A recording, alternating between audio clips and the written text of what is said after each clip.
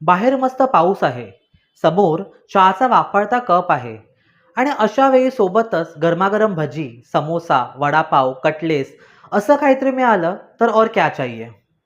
पण थांबा, अशा पदार्थांमधून किती कॅलरी, किती फॅट आपल्या शरीरात जातंय हे माहिती आहे? FSSAI अर्थात food safety and standard authority of इंडियाचा ऑइल बोर्ड सांगतो की दर दिवशी आपल्या शरीरात फॅट जाण्याची कमाल मर्यादा आहे 27 ते 30 ग्रॅम. आता आपण पाहूया आपल्या या चमचमीत आवडत्या पदार्थांमध्ये किती कॅलरी आणि किती फॅट्स आहेत. एका समोशात 362 कॅलरी आणि 28 ग्रॅम फॅट आहे. एका कचोरीतून 166 कॅलरी आणि 10 ग्रॅम फॅट आपल्या शरीरात जातं. एका वडापावमध्ये 263 कॅलरी आणि 9.5 ग्रॅम फॅट असतं. एक पिझ्झा आपल्याला 1377 कॅलरी आणि 40 ग्रॅम फॅट देतो.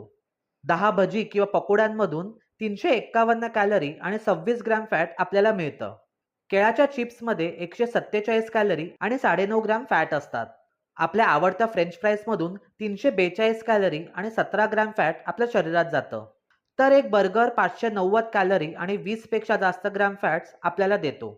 प्रमाणापेक्षा जास्त कॅलरीज आणि फॅट्स आपल्या शरीरात गेल्यामुळे वजन वाढणं, लठ्ठपणा, हृदयाच्या समस्या तसंच टाईप 2 डायबिटीज होण्याचा धोका निर्माण होतो.